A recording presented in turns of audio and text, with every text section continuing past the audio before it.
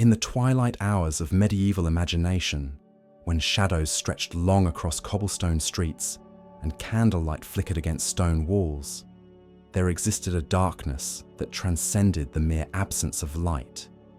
It was a darkness that crept not through windows or beneath doors, but through the very fabric of human existence, carried on whispers of wind and the breath of strangers. This was the darkness that would come to be known as the Great Mortality, the pestilence that would reshape the contours of civilization itself.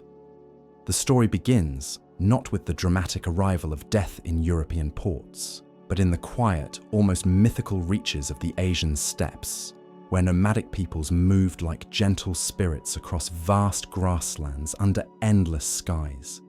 Here, in the remote corners of what we now call Mongolia and Central Asia, nature had been weaving a complex tapestry of life and death for countless generations. Among the burrowing rodents that made their homes in the earth, among the marmots and ground squirrels that scurried through their underground kingdoms, lived a microscopic passenger that would eventually cross continents and oceans to touch every corner of the known world. The bacterium Yersinia pestis, named centuries later for the Swiss scientist Alexandre Yersin who would identify it, existed in a delicate balance with its hosts. For perhaps thousands of years, this organism had lived quietly among the wildlife of Central Asia, passing from flea to rodent and back again in an ancient cycle that disturbed no human settlements. It was a relationship as old as the grasslands themselves, as natural as the seasonal migrations of the herds and the turning of the seasons. But nature, in its infinite complexity, is never truly static. Climate patterns shift, populations grow and decline, and the intricate web of life constantly adapts and evolves. In the early decades of the 14th century, subtle changes began to ripple across the Asian continent. Temperatures fluctuated, rainfall patterns altered, and the delicate ecological balance that had maintained the plague bacterium in its wild reservoir began to shift in ways that would have consequences far beyond the steppes where it originated.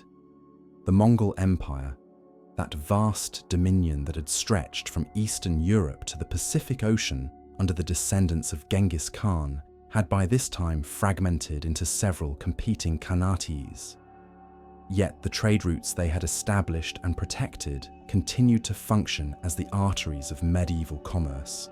The Silk Road, that legendary network of paths and passages that connected East and West, carried far more than silk and spices.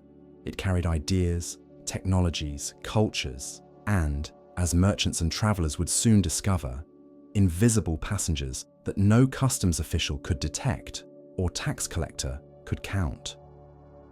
Marco Polo had returned from his legendary journey to the court of Kublai Khan decades earlier, bringing with him tales that had fired the imagination of European merchants and adventurers. The wealth of the East seemed inexhaustible, and the appetite for luxury goods among the growing merchant classes of Italian city-states, Flemish trading centres, and Hanseatic League ports had created an ever-increasing demand for the exotic products that could only be obtained through long-distance trade. In the great trading centres of Central Asia, in cities like Samarkand and Bukhara, where caravans converged from all directions, merchants from different continents met to exchange their wares. Chinese silk and porcelain, Indian spices and precious stones, European metals and textiles all changed hands in the bustling markets where dozens of languages mingled in the ancient commerce of human civilization. But alongside these visible goods travelled other cargo, microscopic and deadly, that would prove far more transformative than any luxury item. The rats that lived in the granaries and warehouses of these trading centres had always been part of the urban ecosystem. They thrived on the abundance of stored grain and foodstuffs that accumulated wherever merchants gathered to trade. These urban rat populations served as perfect intermediate hosts for the plague bacterium, which could survive and multiply in their blood while being transmitted by the fleas that lived in their fur. When conditions were right, when rat populations were dense enough and flea populations sufficiently numerous, the stage was set for the bacterium to make the evolutionary leap from its wild hosts to its new urban environment. The exact timing and location of this transition from enzootic plague, circulating among wild rodent populations, to the epidemic form that would devastate human populations, remains shrouded in the mists of history. What is certain is that by the 1320s and 1330s, reports began to filter westward along the trade routes of devastating mortalities occurring in various parts of Central Asia and China. These early accounts, fragmentary and often garbled in transmission, spoke of entire cities emptied of their populations, of caravans found abandoned in the desert with their goods intact, but their human participants mysteriously vanished. Chinese chronicles from this period, written in the elegant calligraphy that had recorded the rise and fall of dynasties for millennia, describe years of unusual mortality that coincided with various natural disasters. Floods, droughts, locust swarms, and earthquakes seemed to herald the arrival of the pestilence, creating an apocalyptic atmosphere that would characterize much of the contemporary understanding of the plague throughout its long journey across the world. The disease that was spreading along the trade routes was unlike anything in recorded medical experience. It struck with a swiftness that defied human comprehension, and a mortality rate that seemed to mock every attempt at treatment or prevention. Victims might appear healthy in the morning and be dead by evening, their bodies marked by the distinctive swellings that would give the disease one of its many names. These buboes, as they came to be called, appeared most commonly in the groin, armpits, and neck, growing to the size of apples or eggs, and causing excruciating pain to those afflicted. But the bubonic form, devastating as it was, represented only one manifestation of the disease. The plague bacterium proved capable of attacking the human body through multiple pathways, each more terrifying than the last. When it infected the lungs, it created a pneumonic form that could spread directly from person to person through droplets in the air, eliminating the need for flea transmission entirely. This pneumonic plague was even more rapidly fatal than the bubonic form, often killing within hours of the first symptoms appearing. Most frightening of all was the septicemic form, in which the bacteria multiplied so rapidly in the bloodstream that victims died before any external symptoms had time to develop. Contemporary accounts describe people who collapsed suddenly while walking in the street, who went to bed apparently healthy and were found dead in the morning with no obvious cause, who simply seemed to fade away as if life itself had abandoned their bodies. As the pestilence spread westward, it followed the great trade routes with the inexorable persistence of a tide. The Silk Road had been designed to facilitate the movement of goods and people across vast distances, and it performed this function with deadly efficiency for the invisible enemy that now travelled its length. Merchant caravans, carrying their loads of precious cargo from the markets of the East to the hungry consumers of the West, became unwitting vectors for the disease, their very success in traversing continents serving to spread the contagion ever further from its origins. The great commercial cities that had grown wealthy from their position along these trade routes found themselves directly in the path of the advancing catastrophe. Cities like Kaffa, the Genoese trading post on the Black Sea, served as crucial links between the overland routes from Asia and the maritime networks that connected the Mediterranean world. These cosmopolitan centres, with their diverse populations of merchants, artisans, sailors, and labourers from across the known world, provided ideal conditions for the disease to establish itself and then spread further. By the late 1330s and early 1340s, the plague had reached the shores of the Black Sea, where European merchants maintained their easternmost outposts. The trading post of Kaffa, modern-day Feodosia in Crimea, was one of the most important of these commercial centres. Here, Italian merchants, primarily from Genoa, had established a thriving colony that served as the terminus for goods arriving from the depths of Asia. The city was cosmopolitan and wealthy, its harbours filled with ships from across the Mediterranean, its warehouses stocked with the luxury goods that European consumers craved.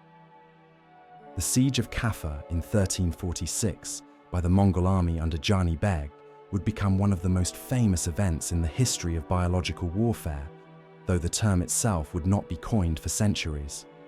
The Mongol forces, themselves suffering from the plague that had travelled with them from the Asian steppes, found their military campaign disrupted by the mysterious disease that was killing their soldiers faster than any enemy's sword could manage.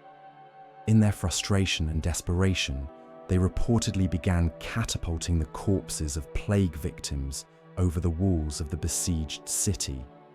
Whether this gruesome tactic actually contributed to the spread of plague within Kaffa remains a matter of historical debate. The disease was almost certainly already present among the city's population, carried by infected rats and fleas that had arrived with trading goods from the infected regions of Central Asia.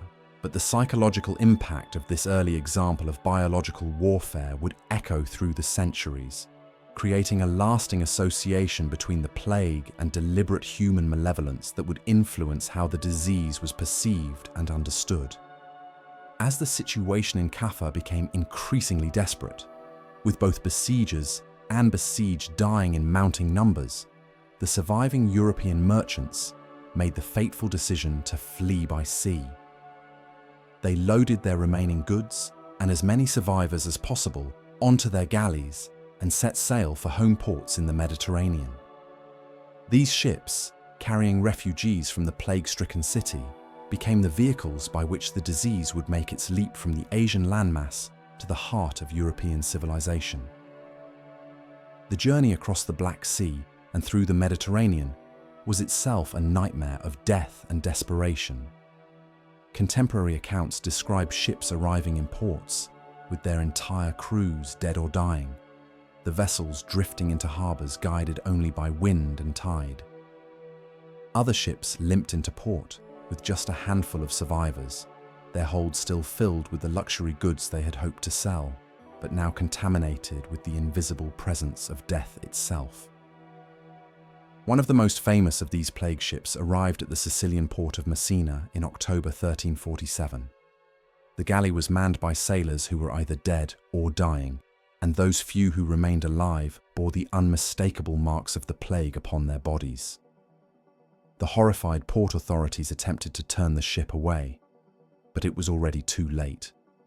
The disease had found its way onto European soil, and from this point forward, its spread would be measured not in years, but in months and weeks. Sicily, positioned at the crossroads of Mediterranean trade, proved to be an ideal launching point for the plague's assault on Europe.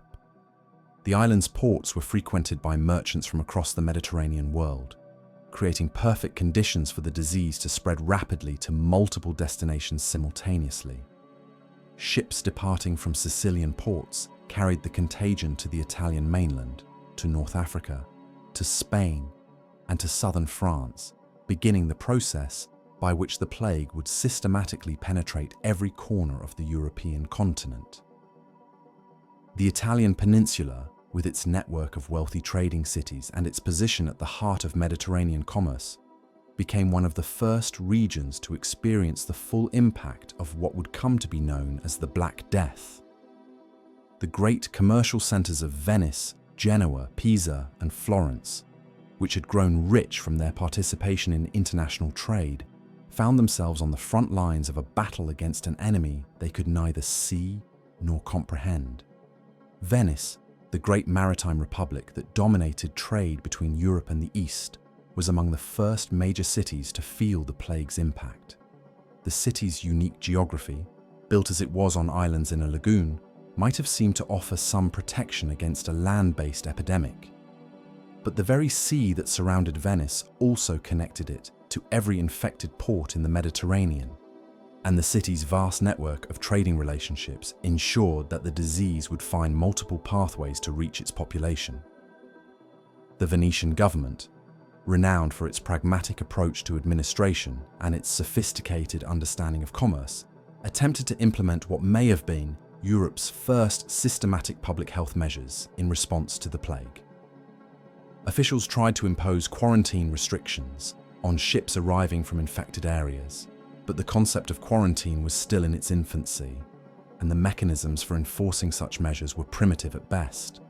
The very prosperity that had made Venice great, based as it was on the free movement of goods and people across vast distances, made it nearly impossible to implement effective isolation measures. As the plague took hold in Venice, it began to reveal characteristics that would become familiar throughout its journey across Europe. The disease showed no respect for social hierarchy or economic status, striking down nobles and commoners, clergy and merchants, rich and poor with equal efficiency. This democratic nature of the plague, its apparent indifference to human distinctions and social boundaries, would profoundly challenge medieval understanding of disease and divine justice. Contemporary observers noted that the plague seemed to spread most rapidly in the densely populated areas where the poor lived in cramped conditions.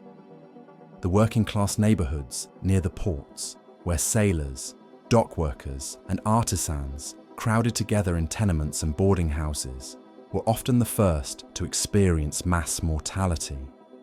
But the disease did not remain confined to these areas for long. It spread through the city like water through a sponge, seeping into every neighborhood and social stratum. The impact on Venice's government and administration was immediate and severe. The complex bureaucratic machinery that kept the Republic functioning began to break down as key officials died or fled the city. Tax collection became sporadic, legal proceedings were suspended, and the normal mechanisms of urban administration ground to a halt. The city's famous arsenal, where the galleys that maintained Venetian naval supremacy were built and maintained, saw its workforce decimated as skilled shipwrights and craftsmen succumbed to the disease. Perhaps most devastating of all was the impact on Venice's commercial networks.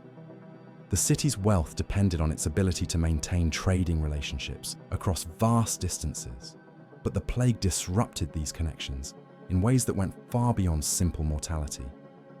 Trust, the invisible foundation of all commercial relationships, began to erode as merchants became afraid to deal with counterparts from infected areas.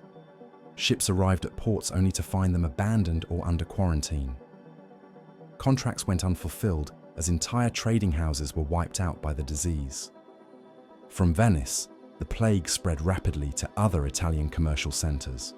Florence, the great banking center of medieval Europe, experienced its own catastrophic encounter with the disease in 1348. The city that had produced Dante and would soon nurture the Renaissance found itself confronting mortality on a scale that defied human comprehension. Giovanni Boccaccio, who would survive to write his famous Decameron, described a city where normal social bonds had completely broken down, where family members abandoned each other to die alone, and where the accumulation of corpses overwhelmed all attempts at proper burial. The Florentine banking houses, which had extended their influence across Europe through a network of branches and correspondence, found their operations crippled by the plague's spread. The Bardi and Peruzzi banks, which had been among the most powerful financial institutions in Europe, saw their carefully constructed commercial empires collapse as plague disrupted trade routes and killed their agents and clients across the continent. The economic consequences of these failures would ripple throughout Europe for decades to come. In Florence, as in Venice, the plague revealed the inadequacy of medieval medical understanding.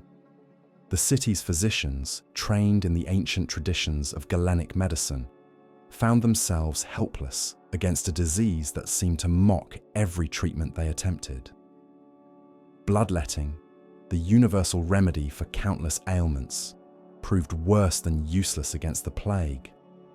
Herbal preparations and astrological calculations, the standard tools of medical practice, offered no protection against the advancing mortality. As traditional medicine failed, desperate people turned to increasingly extreme measures. Some sought salvation through intense religious devotion, spending their remaining days in prayer and penance. Others abandoned all moral restraint, believing that if death was inevitable, they might as well enjoy their final moments in pleasure and debauchery.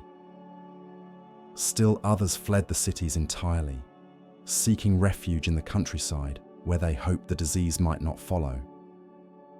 But the plague proved capable of spreading far beyond the urban centres where it had first established itself.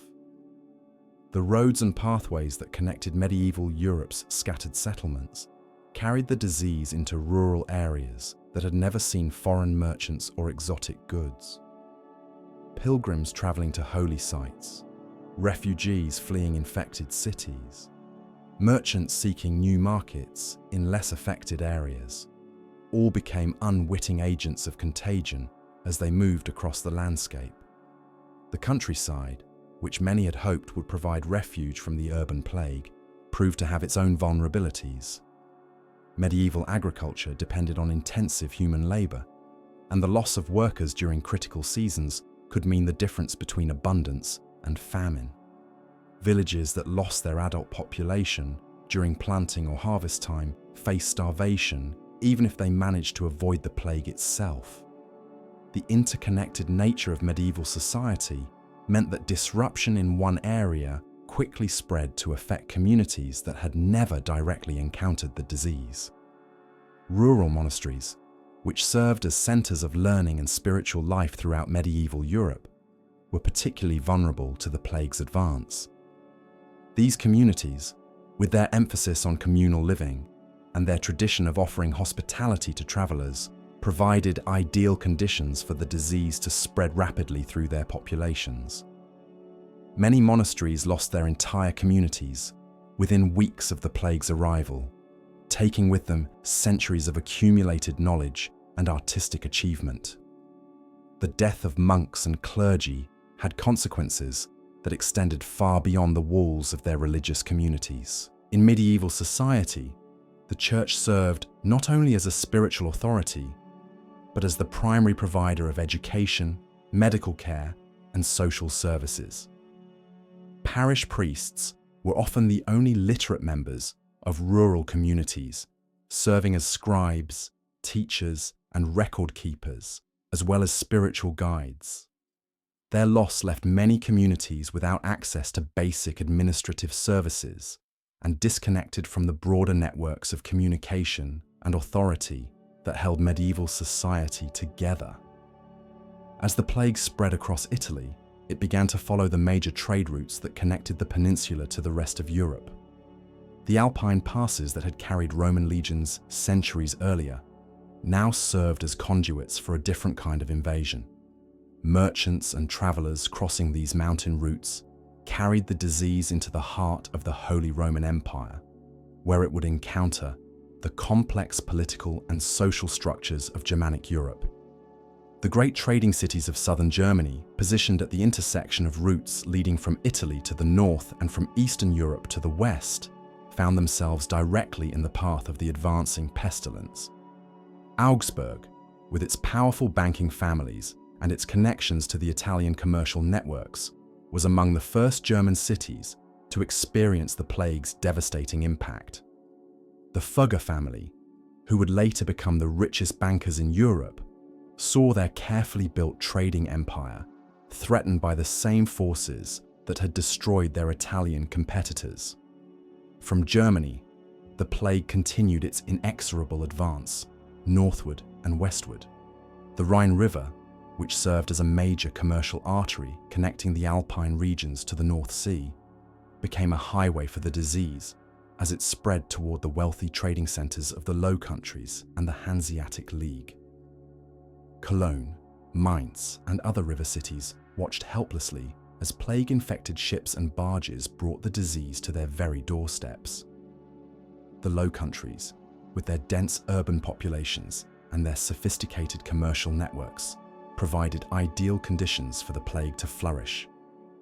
Cities like Bruges, Ghent, and Brussels had grown wealthy from the textile trade that connected English wool with European markets, creating urban concentrations that were among the largest and most prosperous in Northern Europe. These same characteristics that had made the region economically successful now made it highly vulnerable to epidemic disease.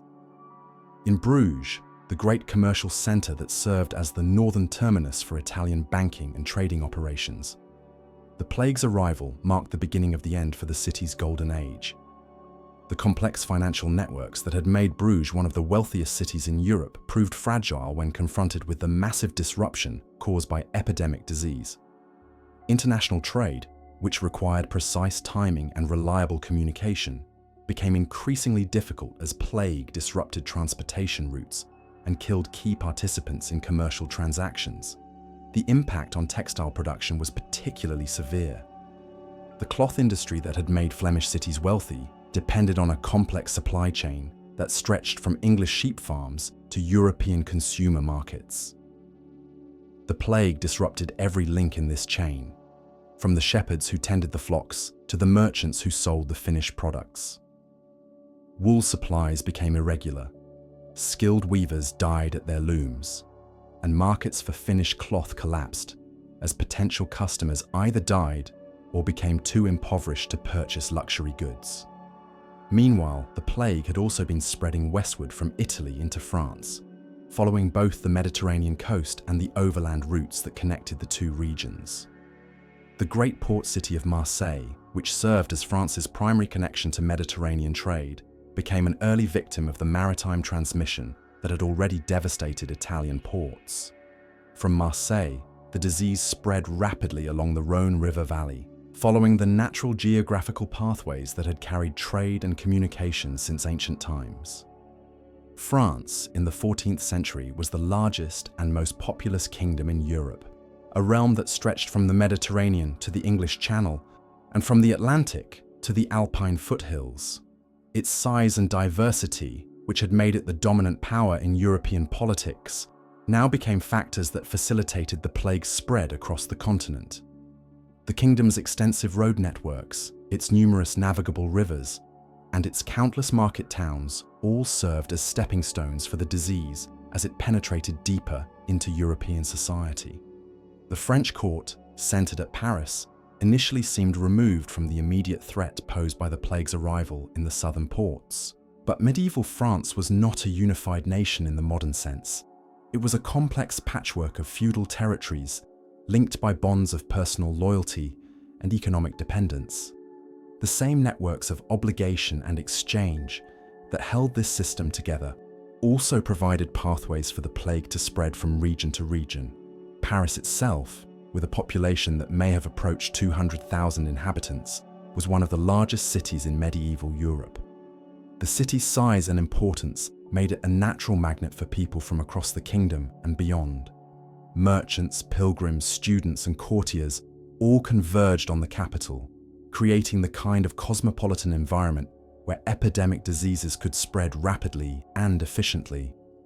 When the plague finally reached Paris in the summer of 1348, it found a population that was both large enough to sustain a major epidemic and diverse enough to spread the disease quickly to every corner of the kingdom. The University of Paris, which had established itself as the premier centre of learning in medieval Europe, found its operations severely disrupted by the plague's arrival. Students and masters who had come from across Europe to participate in the university's scholarly community became vectors for spreading the disease to their home regions when they fled the infected city. The loss of intellectual leadership was particularly severe in the medical faculty, where the very people who might have been expected to understand and combat the disease proved as helpless as anyone else. The French monarchy's response to the plague revealed both the strengths and weaknesses of medieval government. King Philip II attempted to coordinate relief efforts and maintain order, but the administrative machinery of royal government was not designed to cope with a crisis of this magnitude. Local officials died or fled their posts, tax collection became sporadic, and communication between the capital and the provinces broke down as normal transportation networks were disrupted by death and fear. Perhaps most significantly, the plague's impact on France coincided with the kingdom's involvement in what would later be called the 100 Years' War with England.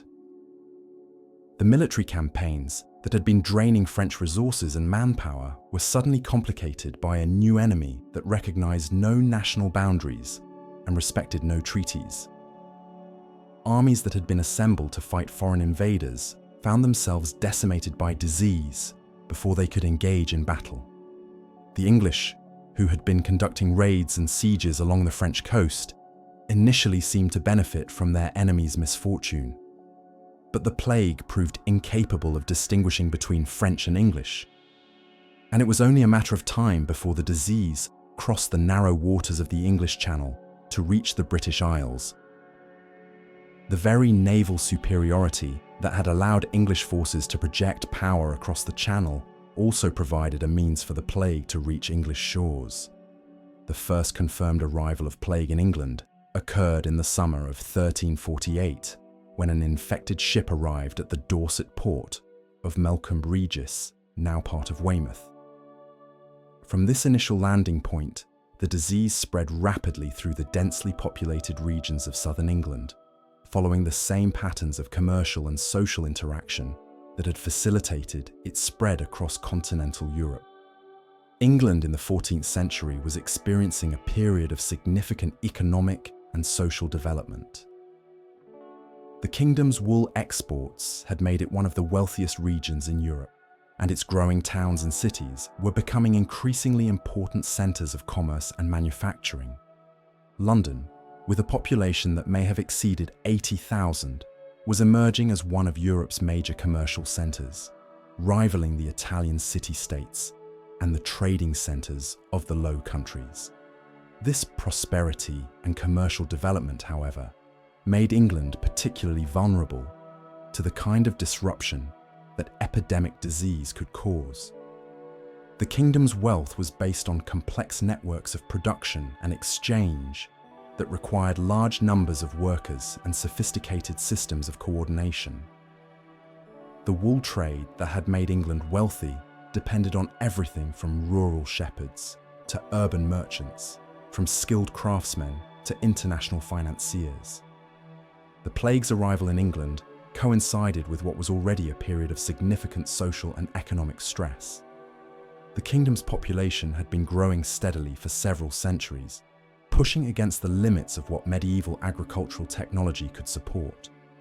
Many rural areas were already experiencing signs of overpopulation, with increasing numbers of landless labourers competing for employment and marginal lands being brought under cultivation to meet growing food demands. When the plague struck this already stressed society, its impact was magnified by the underlying vulnerabilities that had been building for decades. Rural communities that had been struggling to feed their populations even before the plague's arrival found themselves facing complete collapse as the disease killed the workers needed to maintain agricultural production. Urban areas that had been dependent on reliable food supplies from the countryside discovered that their lifelines had been severed by the death of the farmers and transporters who kept the cities fed. London, as England's largest city and primary commercial centre, experienced the full force of the plague's impact. The city's narrow streets and crowded tenements provided ideal conditions for the disease to spread rapidly through the population.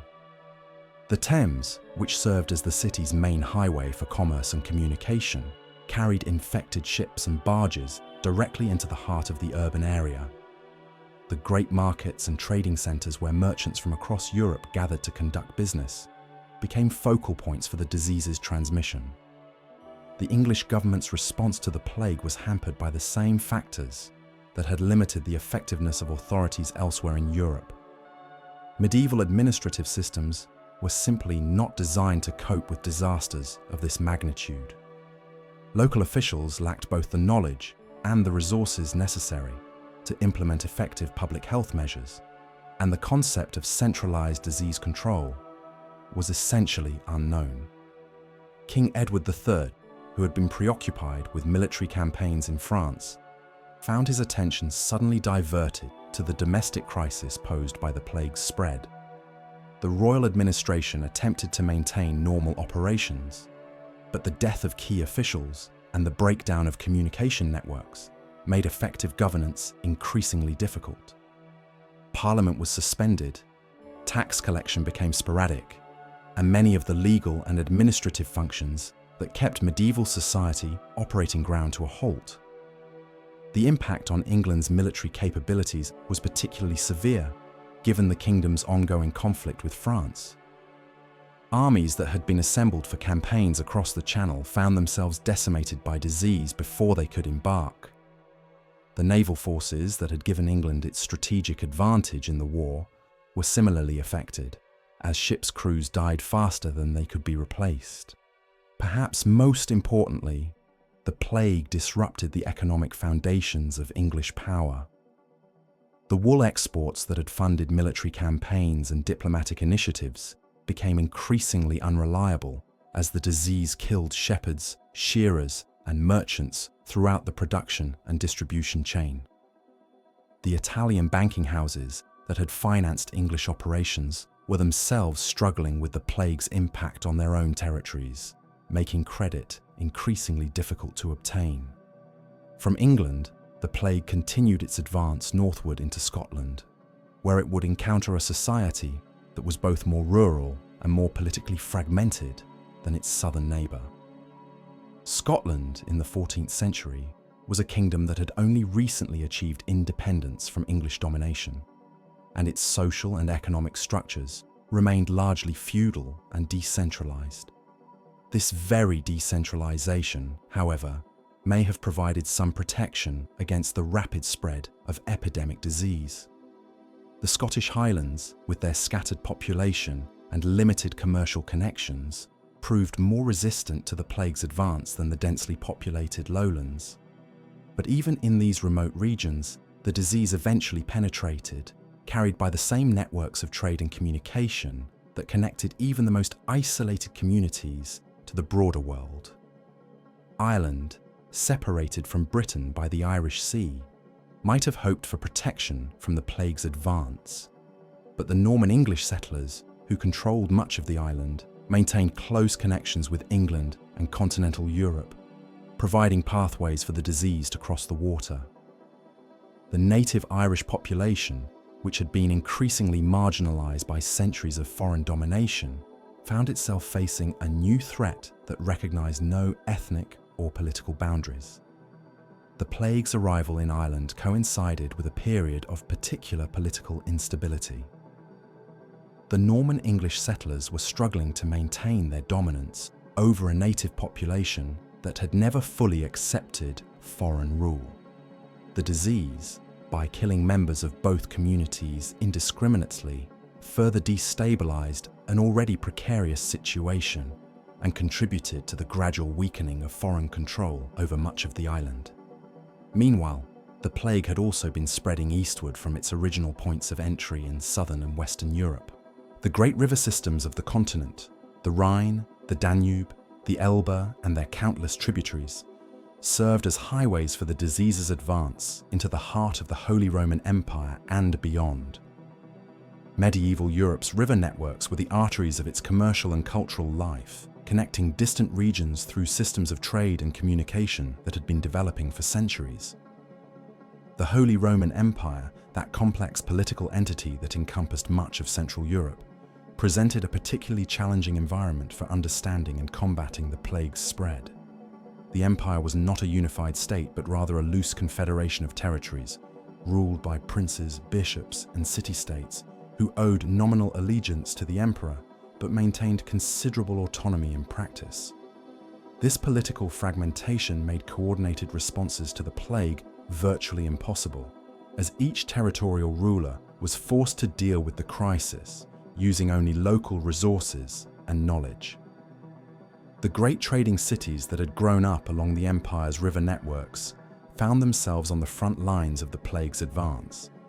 Cities like Strasbourg, Frankfurt, and Nuremberg, which had prospered from their positions at the intersections of major trade routes, discovered that their commercial advantages had become liabilities in the face of epidemic disease. The same networks that had brought them wealth and prosperity now carried death and devastation directly to their gates. The impact on the empire's ecclesiastical territories was particularly severe, The numerous bishoprics and abbeys that controlled large portions of the empire's territory found their administrations disrupted and their populations decimated. Many religious communities that had existed for centuries were completely wiped out, taking with them irreplaceable collections of manuscripts and artistic treasures. The plague's advance through Germanic Europe also revealed the limitations of the empire's military and political structures. The feudal armies that the emperor and his vassals could summon for warfare proved helpless against an enemy that could not be fought with swords and armor. The complex web of political alliances and obligations that held the empire together began to fray as rulers focused on protecting their own territories rather than maintaining broader political commitments. As the plague spread through the German territories, it encountered populations that were already experiencing significant social and economic stress. Much of Central Europe was undergoing a period of agricultural expansion and population growth that had been pushing the limits of medieval technology and organization. Many regions had experienced poor harvest in the years immediately preceding the plague's arrival, creating conditions of malnutrition and social unrest that made populations more vulnerable to epidemic disease. The cities of the Hanseatic League, that powerful confederation of trading centers that dominated commerce in Northern Europe, found their carefully constructed commercial networks severely disrupted by the plague's advance. Cities like Lübeck, Hamburg, and Bremen had grown wealthy from their control of trade routes connecting Scandinavia and Eastern Europe with the more developed economies of Western Europe. These same trade routes now carried the plague northward and eastward, spreading the disease into regions that had previously been largely isolated from continental European influence. The Baltic Sea, which had served as the Hanseatic League's highway to prosperity, became a conduit for the plague's advance into Scandinavia and Eastern Europe. Ships that had carried amber, furs, and forest products from the northern regions now brought death and disease to ports that had never experienced epidemic mortality on such a scale. In Scandinavia, the plague encountered societies that were still largely rural and decentralized, with populations that were smaller and more scattered than those of Central and Western Europe. Denmark, with its position controlling access to the Baltic Sea, was among the first Scandinavian kingdoms to experience the plague's impact. The disease spread rapidly through the kingdom's coastal towns and trading centers before penetrating into the rural interior where most of the population lived. Norway, with its long coastline and numerous fjords, proved particularly vulnerable to maritime transmission of the plague. Ships carrying infected crews or contaminated cargo could penetrate deep into the country's interior by following the fjords that cut into the mountainous landscape. The kingdom's scattered population and difficult terrain made communication and coordination of relief efforts virtually impossible, leaving isolated communities to face the plague with no outside assistance. Sweden, the largest of the Scandinavian kingdoms, experienced the plague's impact in waves as the disease spread from the southern regions where it first arrived northward, through the less densely populated areas of the interior. The kingdom's extensive forests and lakes provided some barriers to the plague's advance, but the trade routes that connected Swedish communities to the broader European economy also provided pathways for the disease to penetrate even the most remote settlements. The impact of the plague on Scandinavian society was particularly severe, because these kingdoms were still largely dependent on subsistence agriculture and had limited commercial connections to the outside world. When the plague disrupted local food production, there were few alternative sources of supply. Remote communities that lost their adult population to the disease often faced complete abandonment, as surviving children and elderly were unable to maintain the agricultural and pastoral activities necessary for survival in the harsh northern climate. The plague's advance into Eastern Europe followed the same commercial and political networks that had been connecting these regions to Western European civilization for centuries. The Kingdom of Poland, which was experiencing a period of significant political and economic development under the Piast dynasty, found its progress suddenly threatened by the arrival of epidemic disease from the West. Poland's position at the crossroads between Germanic Europe and the vast expanses of Russia and Lithuania made it a natural pathway for the plague's continued advance eastward. The kingdom's growing towns and its developing agricultural economy provided conditions similar to those in which the plague had flourished in Western Europe. The disease spread rapidly through the Polish territories, following the trade routes that connected the kingdom to both Western European markets and the exotic goods available from the Asian trade networks. The impact on Poland was particularly devastating because the kingdom was in the midst of a critical period of state building and territorial expansion. The loss of administrative personnel and military manpower severely hampered the monarchy's ability to maintain control over its territories and to continue the process of political consolidation that had been underway for several decades.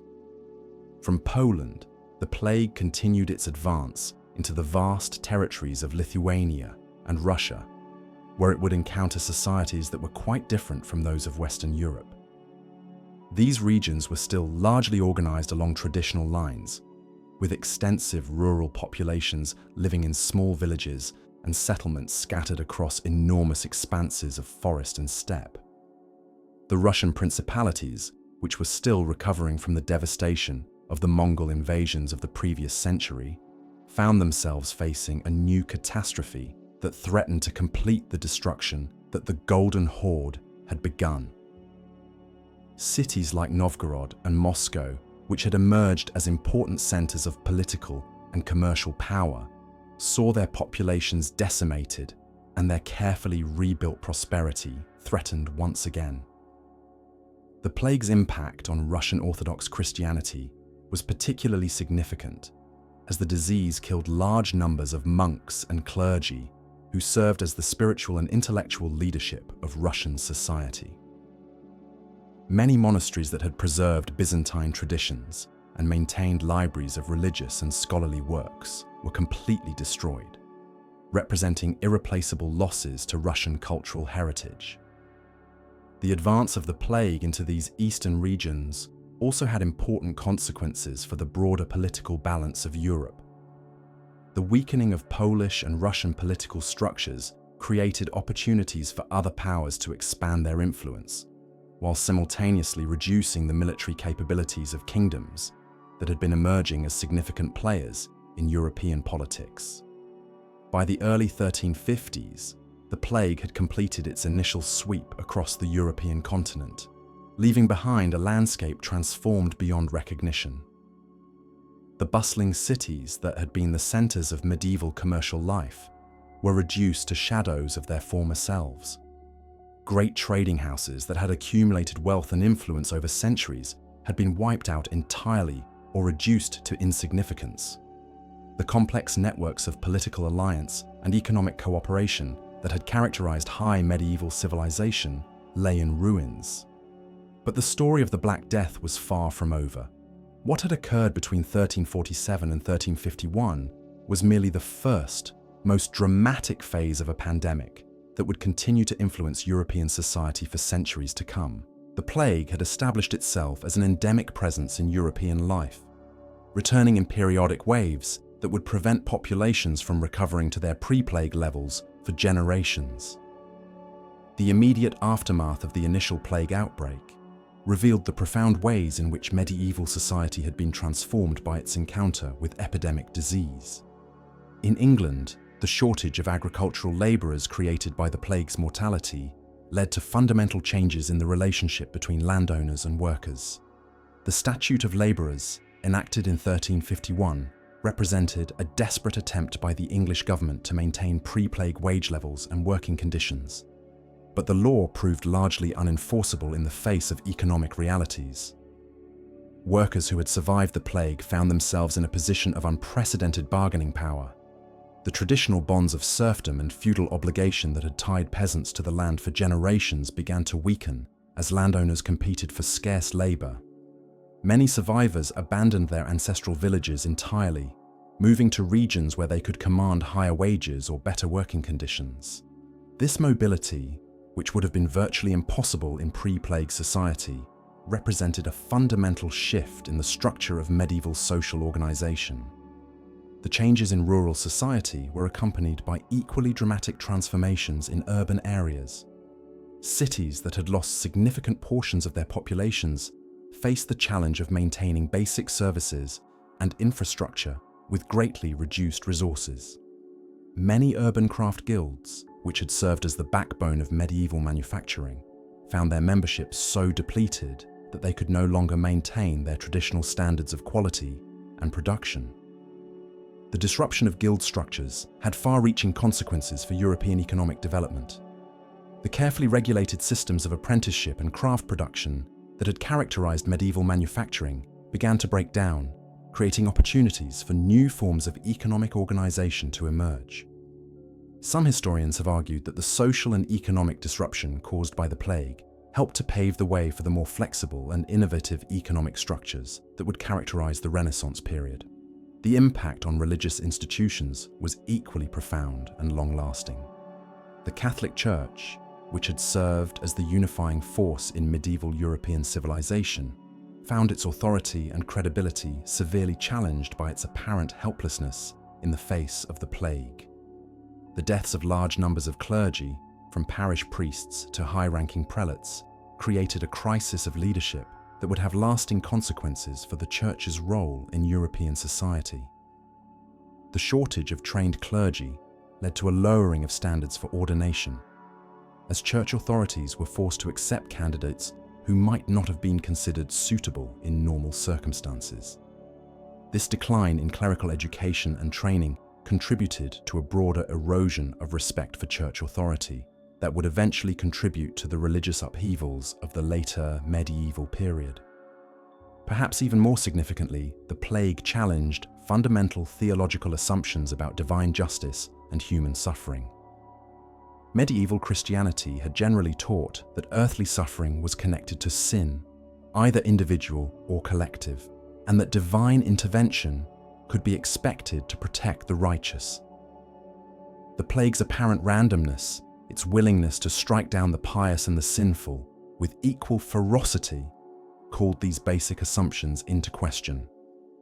Some religious thinkers attempted to interpret the plague as a divine punishment for collective human sinfulness, calling for increased piety and moral reform as the path to salvation. But others began to question whether traditional religious explanations were adequate to account for the scale and randomness of the catastrophe they had witnessed. This questioning of established religious authority would eventually contribute to the development of new forms of spirituality and religious expression. The economic consequences of the plague extended far beyond the immediate disruption of production and trade. The massive mortality had fundamentally altered the balance between population and resources that had characterized medieval Europe. Before the plague, many regions had been experiencing pressure from overpopulation, with increasing numbers of people competing for limited agricultural land and employment opportunities. The dramatic population decline caused by the plague suddenly reversed this situation, creating conditions of labor scarcity that would persist for generations. Abandoned agricultural land became available for cultivation, but there were insufficient workers to farm it effectively. Urban industries found themselves competing intensively for workers, driving up wages and improving working conditions in ways that would have been impossible in the pre-plague economy. These changes in the economic balance of power had important political consequences as well. The traditional feudal system, which had been based on the assumption that land was scarce and labor was abundant, found its fundamental assumptions challenged by post-plague conditions. Landowners who had previously been able to command the services of numerous tenants and laborers now found themselves forced to offer attractive terms to attract and retain workers. The weakening of feudal bonds was accompanied by changes in the nature of political authority.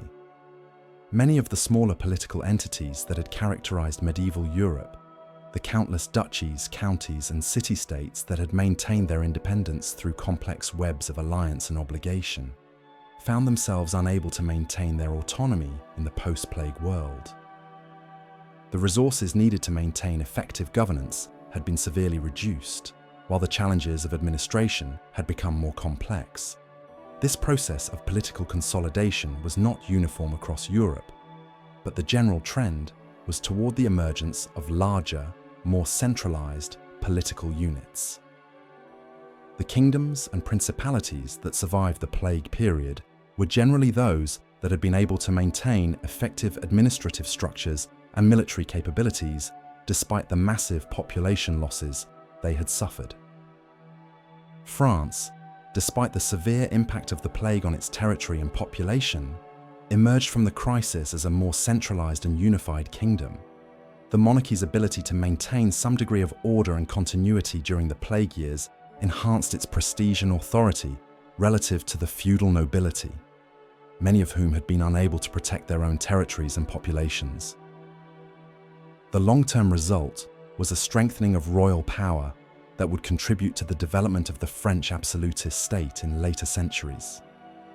England followed a somewhat different path, with the monarchy's authority being challenged by social upheavals that grew directly out of the plague's impact on English society.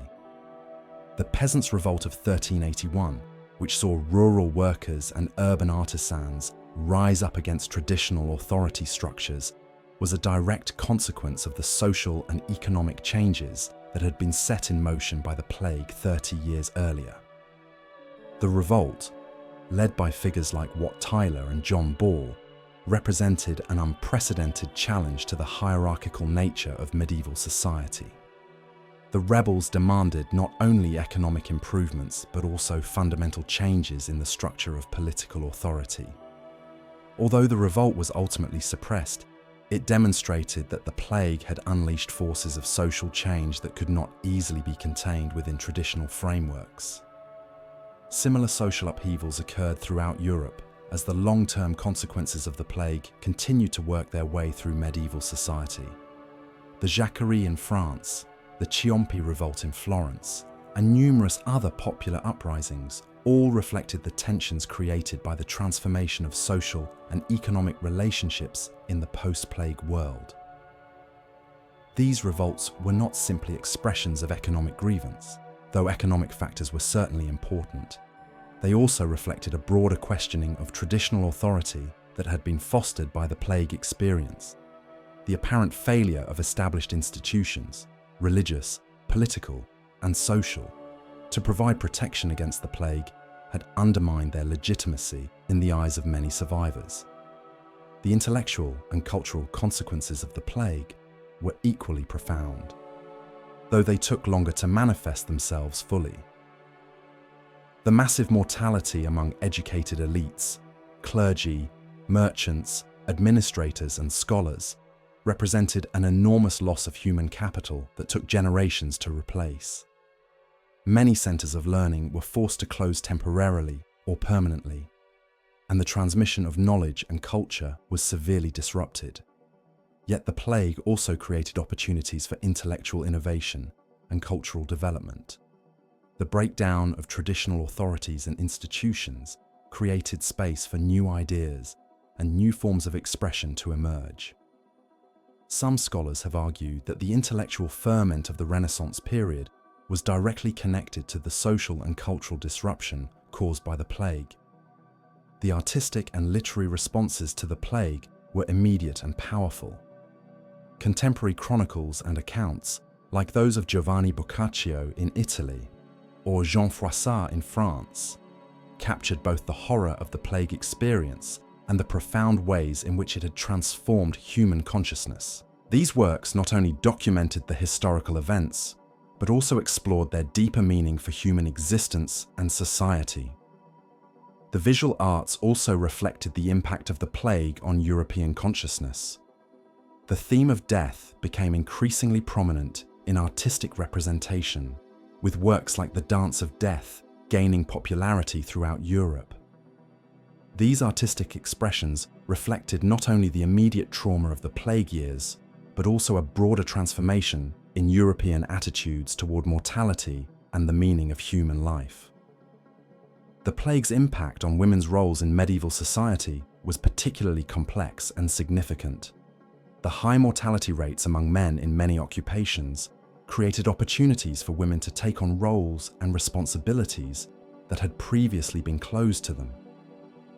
Widows found themselves managing businesses and estates that they would never have expected to control, and some proved remarkably successful in these new roles.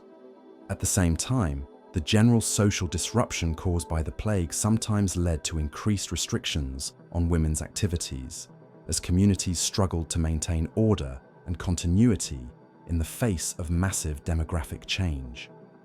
The net effect of these competing tendencies varied significantly from region to region and from social class to social class.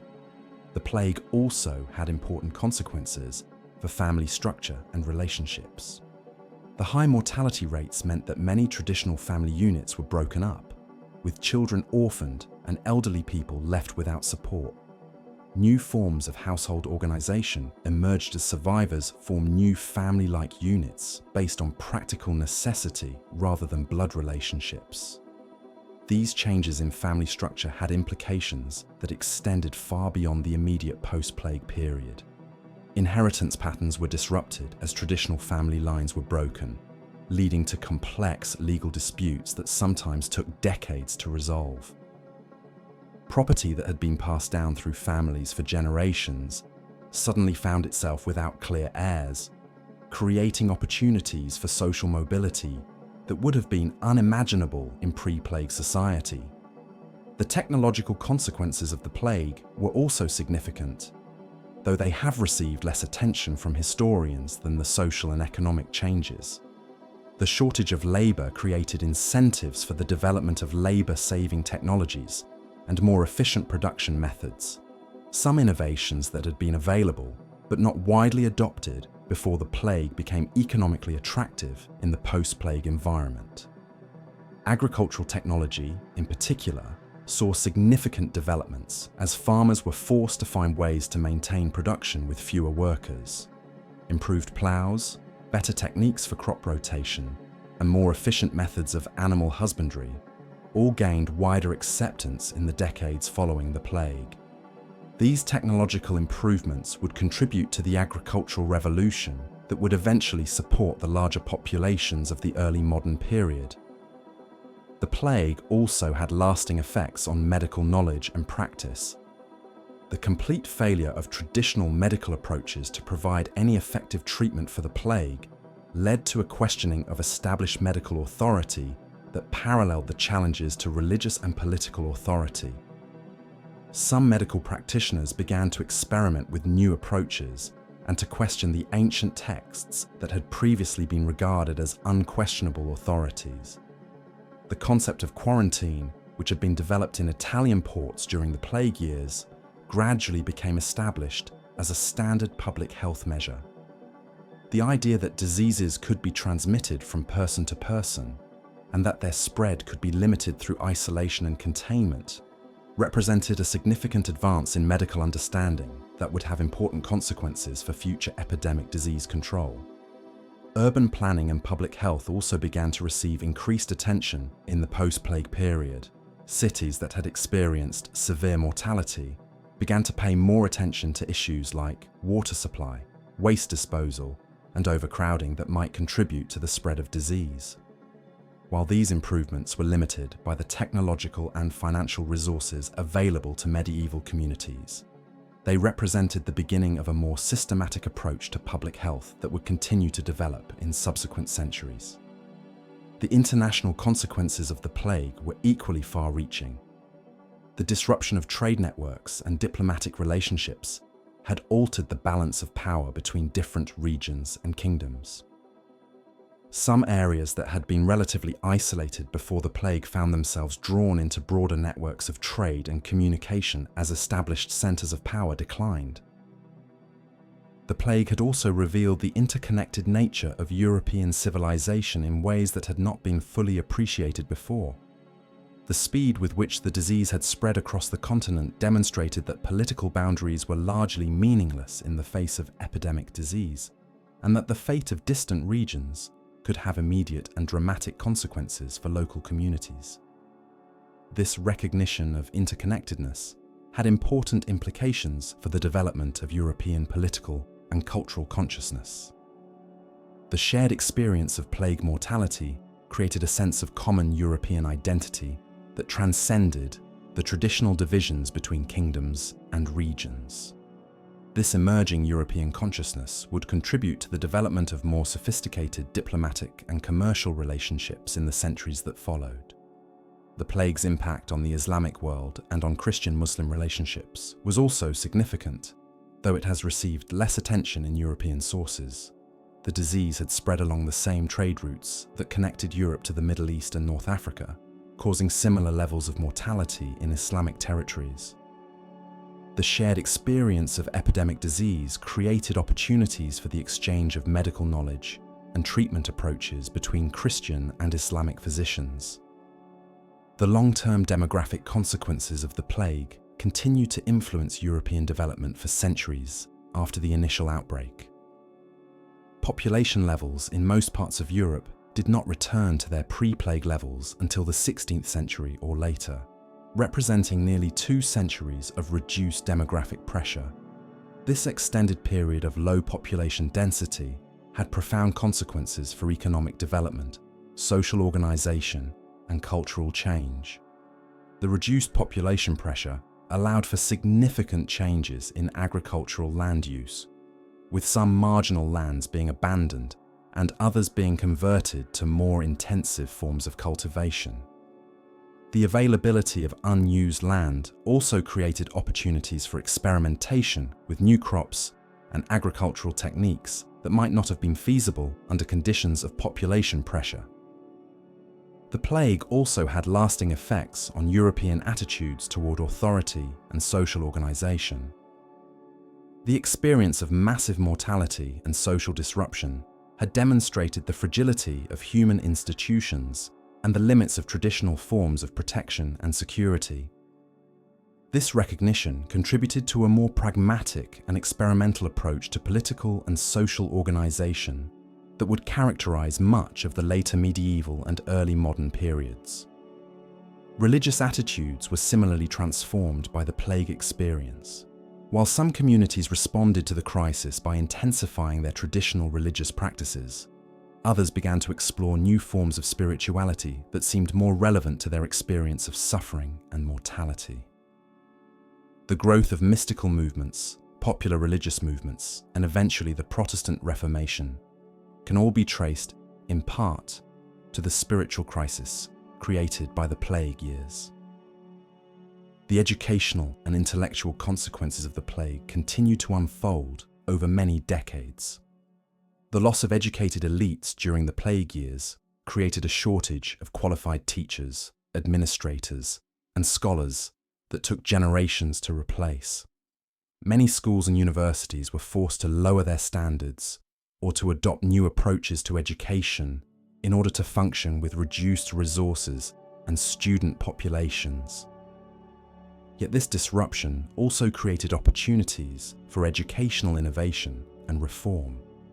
Some institutions experimented with new curricula and new teaching methods that might not have been acceptable under normal circumstances.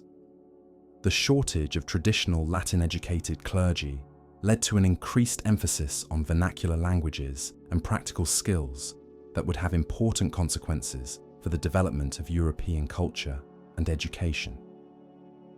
The economic recovery that eventually followed the plague was characterized by significant structural changes that reflected the new demographic and social realities.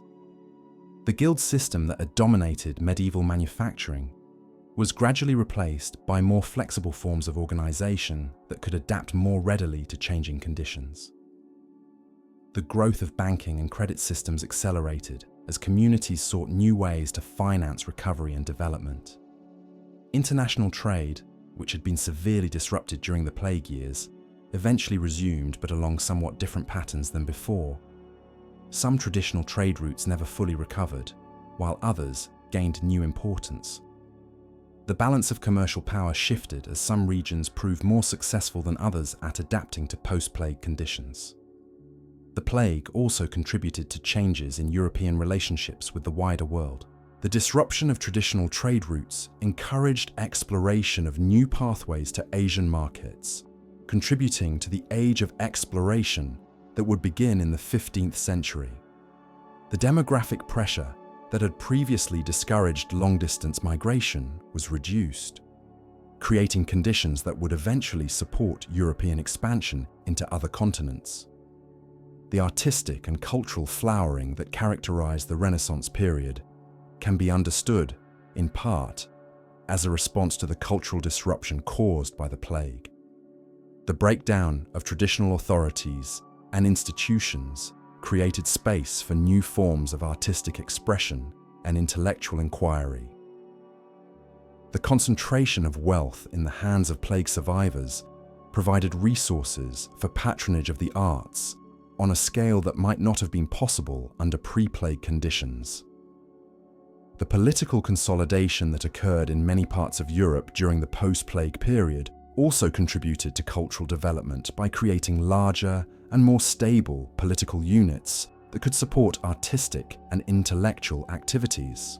The emergence of powerful monarchies and city-states provided the institutional framework within which Renaissance culture could flourish.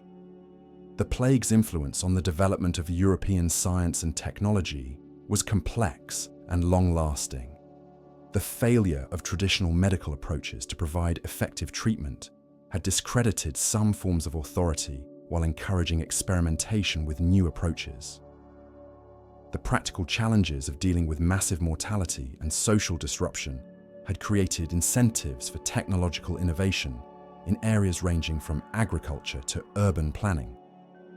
The demographic changes caused by the plague also had important consequences for the development of European military technology and organization. The reduction in available manpower encouraged the development of more efficient weapons and tactics, while the social changes brought about by the plague contributed to the rise of professional armies that would eventually replace the feudal military system. The long-term environmental consequences of the plague have only recently begun to receive attention from historians. The massive reduction in human population led to significant changes in land use patterns, with large areas of previously cultivated land reverting to forest or pasture. These changes had important implications for biodiversity, climate patterns, and the overall relationship between human society and the natural environment. The plague years also saw changes in attitudes toward nature and the environment that would have lasting consequences. The experience of being overwhelmed by natural forces beyond human control led to both increased respect for nature's power and intensified efforts to understand and control natural processes. This tension between accommodation and mastery would characterize much of European environmental thinking in subsequent centuries.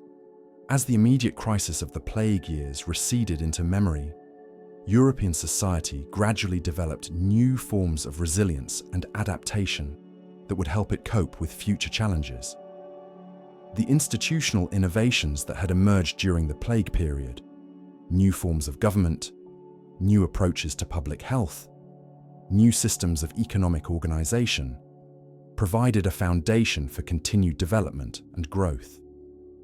The social mobility that had been created by the plague's demographic impact also contributed to long-term changes in European society. Many families that had risen to prominence during the post-plague period would maintain their elevated status for generations, contributing to a more dynamic and flexible social structure than had existed before the plague. The plague's impact on European consciousness and identity was perhaps its most lasting legacy. The shared experience of mortality and suffering had created bonds between different regions and social groups that transcended traditional divisions. This emerging sense of European identity would contribute to the development of more sophisticated forms of international cooperation and cultural exchange in the centuries that followed. The memory of the plague itself became an important part of European cultural heritage, influencing art, literature, philosophy, and popular culture for centuries.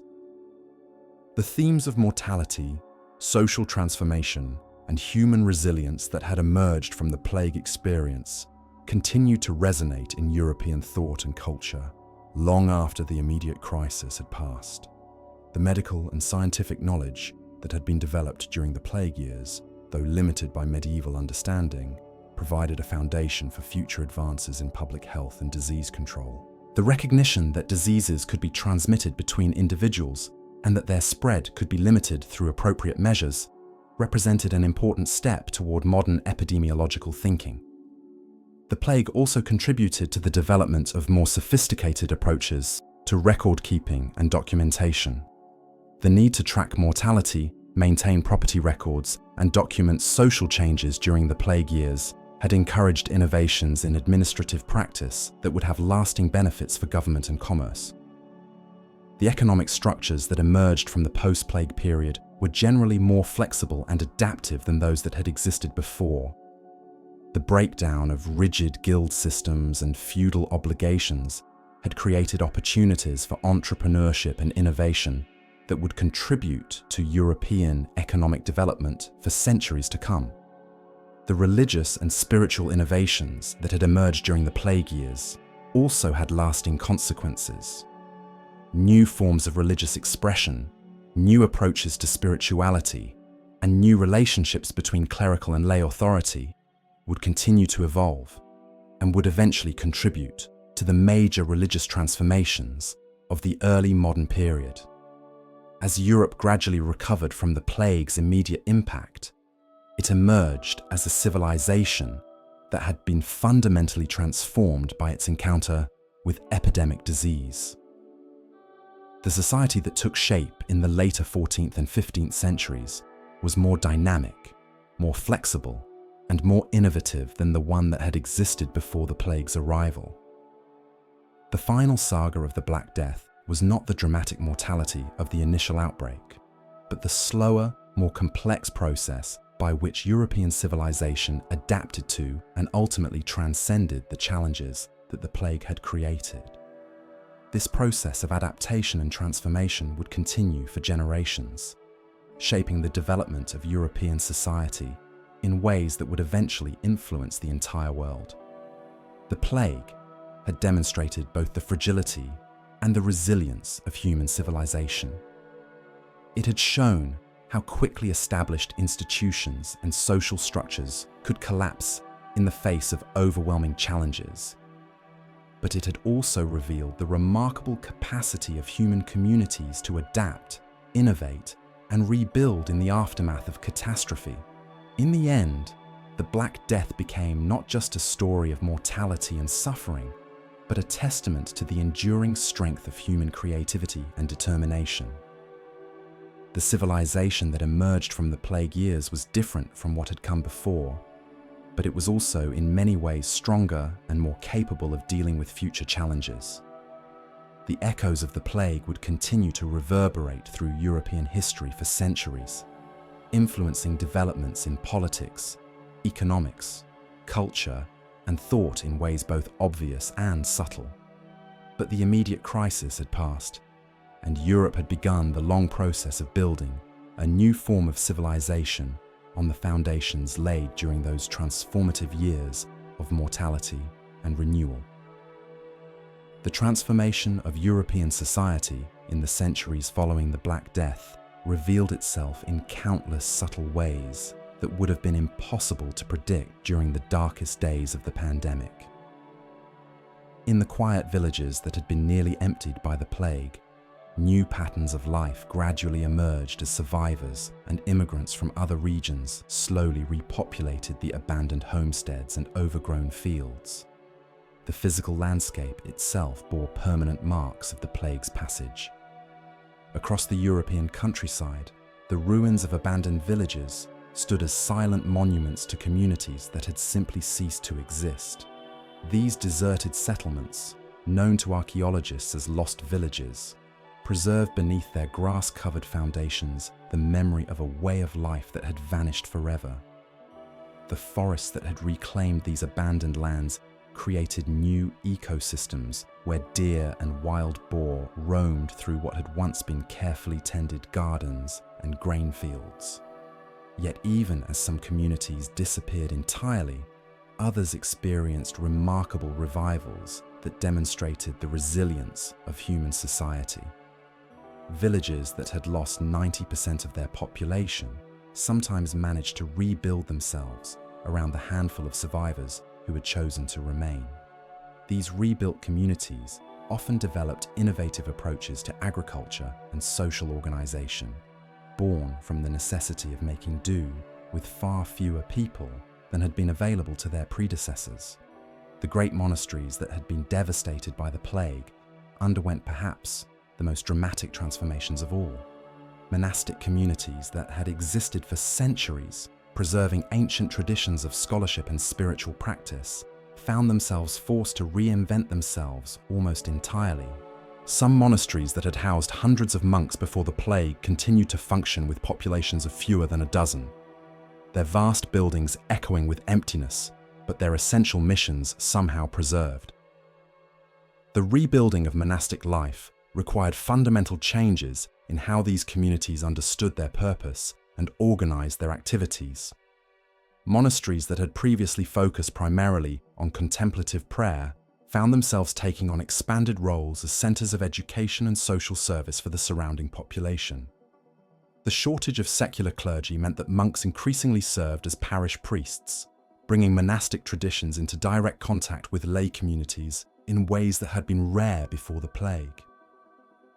The libraries that had been maintained by these monastic communities faced particular challenges in the post-plague period. Many manuscripts had been lost when monasteries were completely abandoned, but others survived in reduced communities that lacked the resources to maintain them properly. The process of preserving and copying these texts required innovations in organization and technique that would eventually contribute to the development of more efficient methods of knowledge preservation and transmission. Some monastic communities responded to their reduced circumstances by developing new forms of spirituality that emphasized individual contemplation and mystical experience over the elaborate communal rituals that had characterized medieval monasticism. These innovations in spiritual practice would eventually influence broader developments in European Christianity, contributing to the growth of mystical movements and personal devotional practices that emphasized direct individual relationship with the divine. The economic recovery that gradually took shape in the century following the plague revealed patterns of adaptation and innovation that reflected the profound changes in European society. The agricultural systems that emerged from the post-plague period were generally more efficient and productive than those that had existed before, despite being operated by far fewer people. The necessity of maintaining agricultural production with reduced labor forces had encouraged the adoption of improved tools, better techniques of land management, and more efficient systems of crop rotation. The development of new agricultural technologies was accompanied by changes in the organization of rural labor that would have lasting consequences for European social development. The traditional manorial system, which had been based on the assumption that land was scarce and labor abundant, gradually gave way to more flexible arrangements that reflected the new reality of labor scarcity. Landowners who had previously relied on obligatory labor services from their tenants found themselves offering cash wages and improved working conditions to attract and retain workers. These changes in agricultural organization were accompanied by innovations in rural industries that took advantage of the new economic conditions created by the plague's demographic impact. The production of textiles, which had been one of Europe's most important industries before the plague, gradually reorganized itself around smaller, more flexible production units that could adapt more readily to fluctuating demand and labor supply. The great textile centers of Flanders and northern Italy that had dominated European manufacturing before the plague found themselves competing with the newer production centers that could offer lower costs and greater flexibility. The transformation of European manufacturing was facilitated by changes in the organization of skilled labor that reflected the breakdown of traditional guild systems.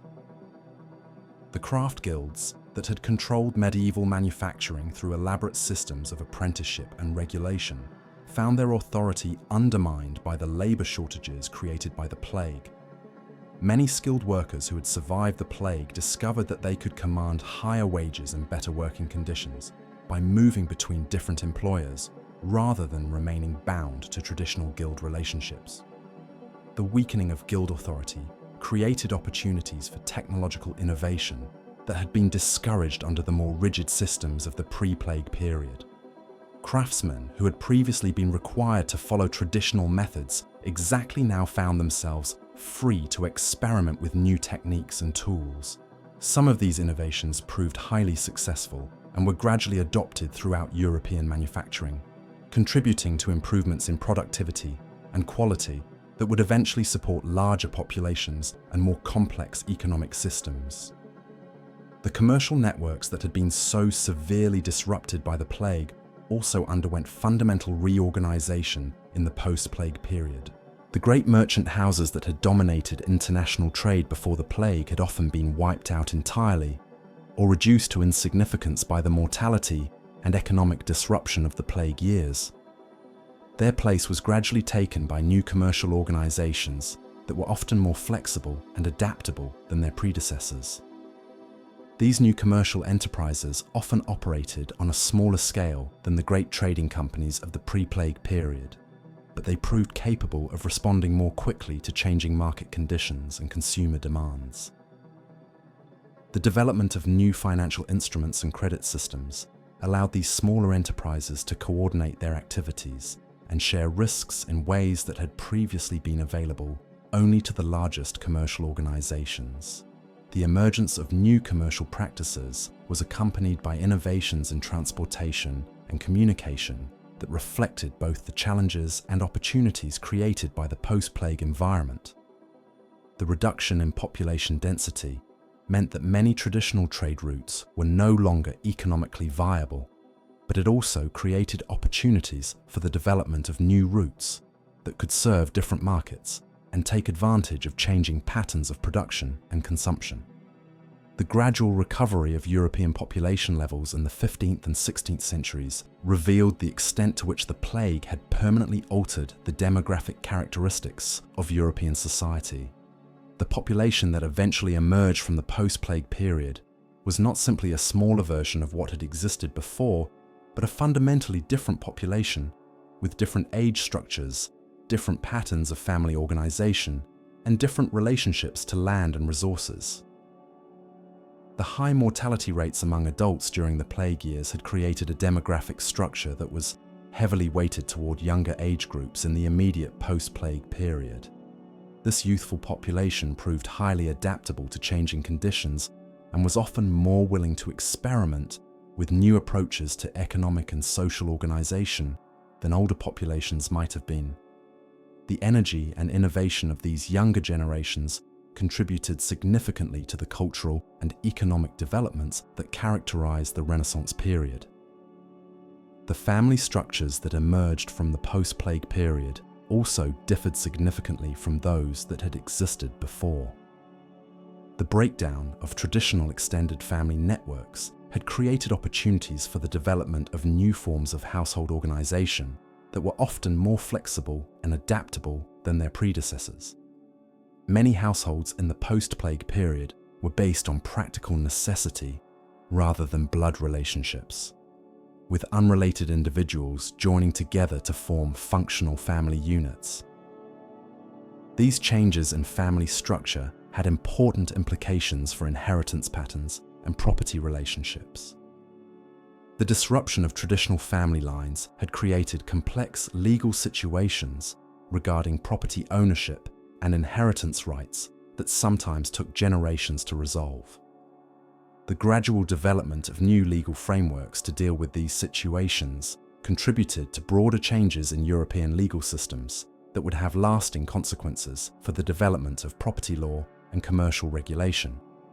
The educational institutions that had been so severely disrupted by the plague underwent fundamental transformations that reflected the changing needs and priorities of post-plague society. The universities that had been centers of medieval learning found themselves forced to adapt their curricula and teaching methods to serve populations that were often quite different from those they had served before the plague. The shortage of traditionally educated clergy meant that universities had to develop new approaches to religious education that could train effective religious leaders more quickly and efficiently than the elaborate scholastic programs of the pre-plague period. At the same time, the practical needs of post-plague society created demand for education in areas that had received less attention in medieval universities, including practical mathematics, engineering, and what would eventually become known as natural philosophy. The development of new educational approaches was facilitated by innovations in the production and distribution of written materials that reflected broader changes in European economic and social organization. The gradual spread of paper manufacturing, which had been introduced to Europe from the Islamic world shortly before the plague, accelerated in the post-plague period as communities sought more efficient ways to preserve and transmit knowledge. The innovations in manuscript production that emerged during this period would eventually contribute to the development of printing technology, which would revolutionize the distribution of knowledge and ideas throughout Europe. The printing press, invented in the mid-15th century, can be understood as both a response to and a consequence of the educational and cultural changes that had been set in motion by the plague experience. The artistic and cultural developments that characterized the Renaissance period revealed the extent to which European consciousness had been transformed by the plague experience. The artistic themes and techniques that emerged in the post-plague period often reflected a new understanding of human mortality and the fragility of earthly existence that had been profoundly influenced by the plague years. The development of perspective in painting, which allowed artists to create more realistic representations of three-dimensional space, can be understood partly as a response to the need to document and preserve the memory of a world that had been dramatically altered by the plague. The realistic portraiture that became increasingly common during this period reflected a new interest in individual human experience that had been fostered by the social changes brought about by the plague. The literary developments of the post-plague period also reflected the profound impact of the plague experience on European consciousness. The emergence of vernacular literature, written in local languages rather than Latin, was accelerated by the disruption of traditional educational institutions and the need to communicate with populations that might not have access to formal Latin education. The themes that dominated post-plague literature often dealt explicitly with questions of mortality, social change, and human adaptation that had been central to the plague experience. Works like Geoffrey Chaucer's Canterbury Tales revealed a society that was far more fluid and dynamic than the hierarchical world that had existed before the plague, with characters from different social backgrounds interacting in ways that would have been difficult to imagine in the pre-plague period. The philosophical and theological developments that emerged from the post-plague period reflected the profound challenges that the plague had posed to traditional ways of understanding divine justice and human suffering. The apparent randomness of plague mortality had called into question many of the assumptions about divine providence and moral causation that had been central to medieval Christian thought. Some religious thinkers responded to these challenges by developing new approaches to theology that emphasized divine mystery and the limitations of human understanding, rather than the elaborate, systematic explanations that had characterized medieval scholasticism. Others began to explore more personal and mystical approaches to religious experience that did not depend on traditional institutional authority or elaborate theological reasoning. The growth of mystical movements and personal devotional practices in the post-plague period reflected a broader shift toward more individualistic forms of religious expression that would eventually contribute to the Protestant Reformation. The breakdown of traditional religious authority during the plague years had created space for new forms of spiritual exploration that emphasized direct personal relationship with the divine rather than mediation through established church institutions. The political developments that emerged from the post-plague period revealed the extent to which the pandemic had accelerated processes of political consolidation and institutional innovation that had been underway before the plague, but that might have taken much longer to develop under normal circumstances.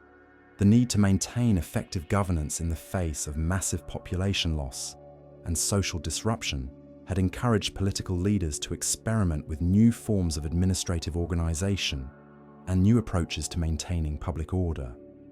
The emergence of more centralized monarchical governments in many parts of Europe can be understood partly as a response to the challenges created by the plague. The breakdown of local authority structures during the plague years had created opportunities for royal governments to extend their direct control over territories that had previously been governed primarily through feudal intermediaries.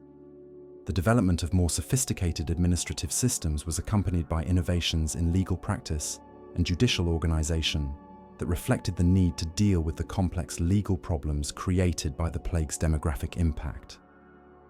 The massive disruption of property relationships and family structures had created a need for more flexible and adaptive legal frameworks that could deal with unprecedented situations. The military innovations that characterized the post-plague period also reflected the demographic and social changes brought about by the pandemic. The reduction in available manpower had encouraged the development of military technologies and tactics that could achieve greater effectiveness with smaller numbers of soldiers.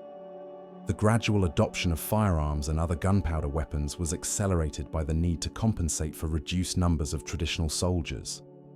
The social changes brought about by the plague also contributed to the transformation of military organization from feudal levies to professional armies. The breakdown of traditional feudal obligations had reduced the reliability of military service based on land tenure, while the increased availability of cash wages made it possible to recruit and maintain professional soldiers who could be trained more effectively than feudal levies. The environmental consequences of the plague continued to influence European development long after the immediate crisis had passed. The massive reduction in human population had allowed natural ecosystems to recover in many areas, creating new patterns of biodiversity and environmental organization that would persist for centuries. The reforestation that occurred in many areas during the post-plague period created new resources for economic development, while also influencing climate patterns and agricultural possibilities. The expansion of forest cover contributed to changes in local weather patterns that sometimes made agriculture more difficult in some areas while improving conditions in others. The changes in agricultural land use that resulted from population decline also had long-term consequences for soil fertility and environmental sustainability. The abandonment of marginal agricultural lands allowed these areas to recover their natural fertility, while the more intensive cultivation of remaining agricultural areas sometimes led to soil depletion and environmental degradation. The relationship between human society and the natural environment that emerged from the post-plague period reflected a new understanding of the balance between human activity and natural processes. The experience of being overwhelmed by natural forces during the plague years had created both greater respect for nature's power and increased determination to understand and control natural processes.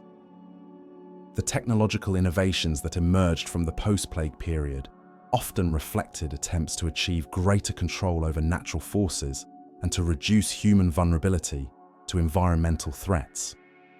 The development of improved agricultural techniques, better methods of food preservation, and more effective approaches to water management all represented efforts to create more secure and predictable relationships with the natural environment. The gradual recovery of European trade networks in the 15th and 16th centuries revealed new patterns of commercial organization that reflected the lessons learned during the plague years. The trading systems that emerged from the post-plague period were generally more flexible and adaptable than their predecessors, with multiple routes and alternative sources of supply that could provide greater security against future disruptions.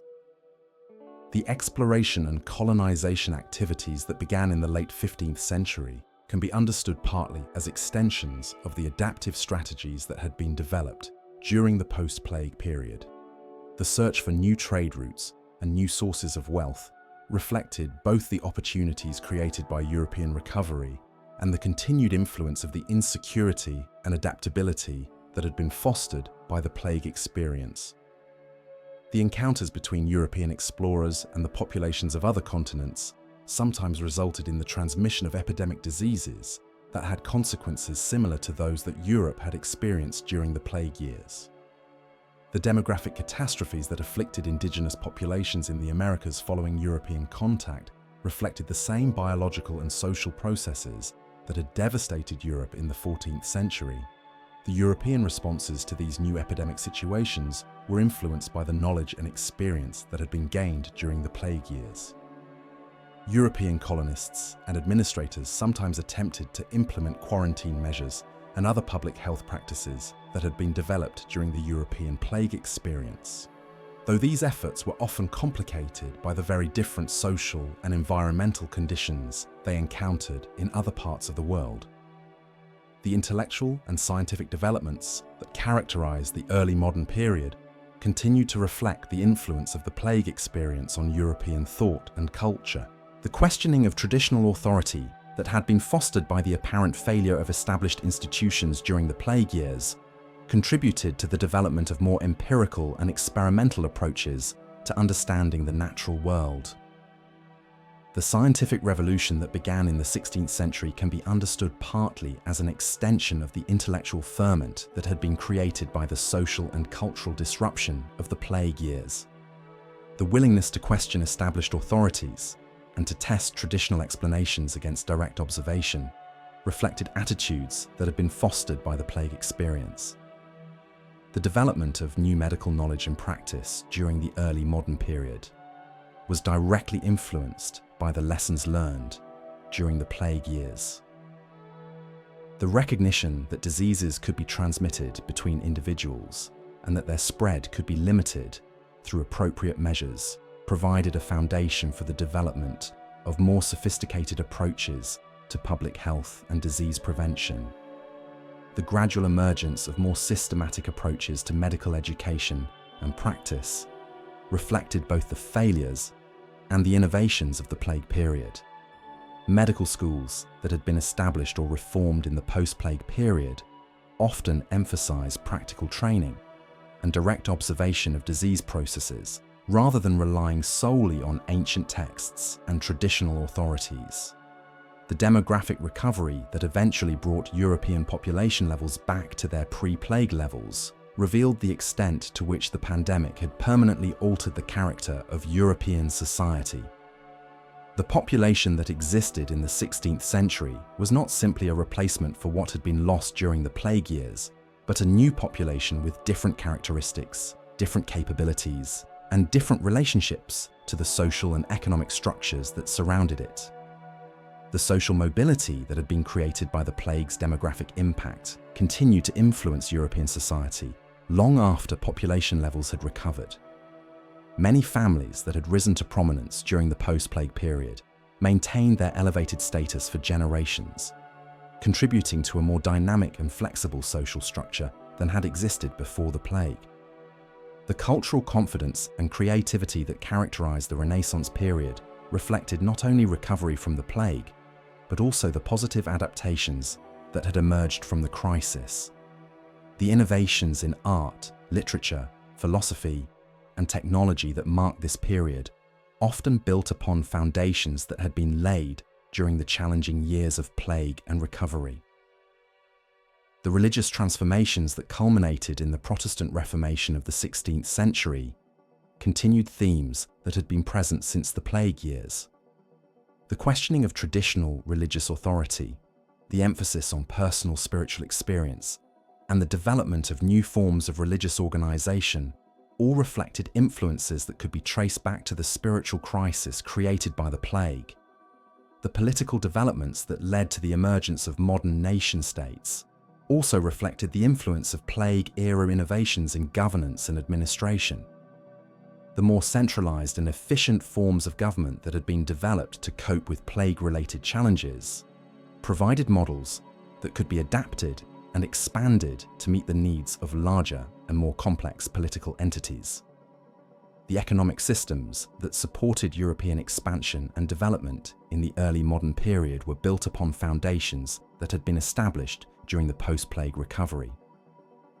The more flexible and adaptive forms of commercial organization that had emerged from the plague experience provided the institutional framework within which European economic growth could flourish. The international relationships that characterized early modern Europe also reflected the influence of the plague experience. The recognition of common vulnerability to epidemic disease had contributed to the development of diplomatic and commercial relationships that transcended traditional political boundaries and created new forms of international cooperation. As the immediate memory of the plague began to fade, its influence on European society became more subtle but no less significant. The institutions, practices, and attitudes that had emerged from the plague experience became so thoroughly integrated into European culture that their origins in the pandemic were often forgotten or overlooked. The resilience and adaptability that European society had developed in response to the plague continued to serve it well in facing new challenges and opportunities. The experience of surviving and recovering from catastrophic disruption had created a cultural capacity for innovation and adaptation that would prove valuable in navigating the complex changes of the early modern period. The legacy of the Black Death thus extended far beyond the immediate mortality and disruption of the 14th century. The pandemic had catalyzed transformations in every aspect of European society that would continue to influence the course of European development for centuries to come. The civilization that emerged from the plague years was more dynamic, more innovative, and more adaptable than what had existed before, equipped with new institutions, new knowledge, and new capabilities that would eventually reshape the entire world.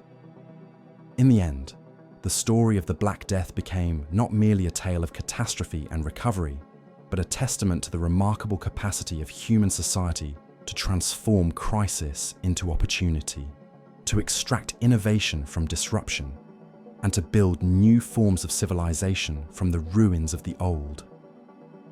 The plague had ended, but its transformative power continued to shape the world in ways both seen and unseen, creating ripples of change that would extend across continents and centuries, touching every aspect of human experience and leaving an indelible mark on the course of history itself.